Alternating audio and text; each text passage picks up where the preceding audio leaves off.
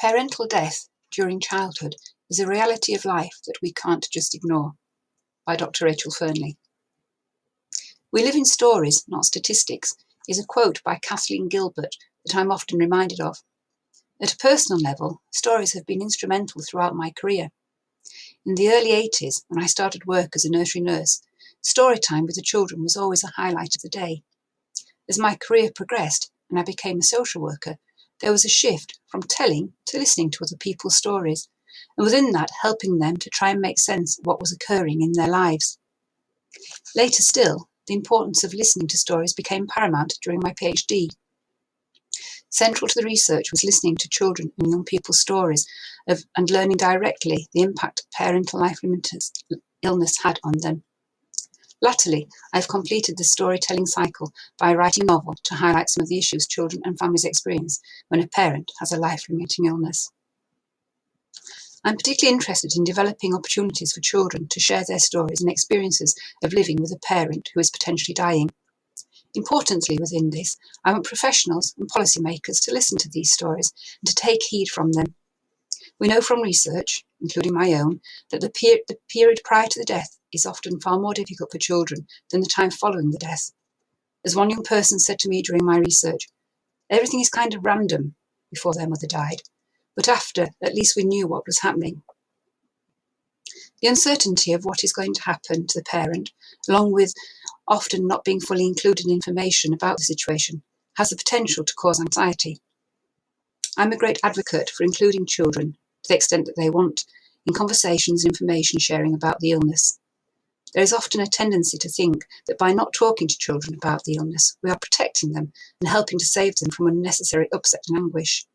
However, this is often counterintuitive. Children generally do know what is happening, or at least know that something significant is happening in their family. My worry is that when this happens, they put two and two together, but do not make four. Stories from my research showed how children knew that something was wrong, even when not told what was happening. They observed changes in their parents' behaviour. They watched as their parents' physical health changed and were concerned to see fluctuations in their mental well-being and emotions.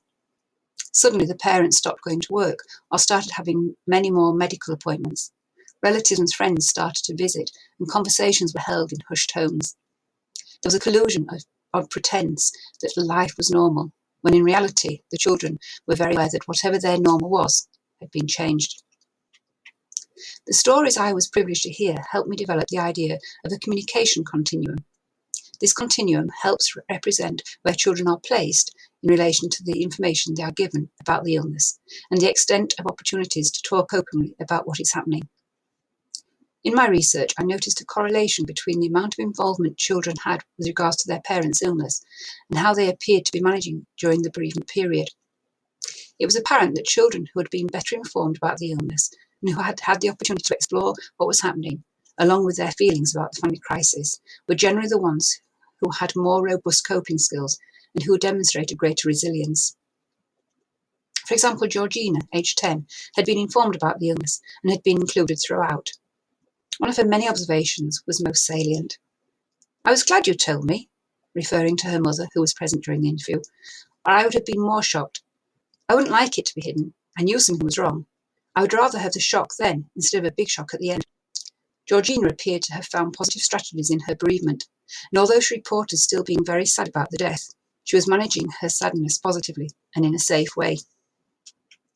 Georgina would be placed towards the open end of the continuum, whereas in contrast, Jennifer's story was very different.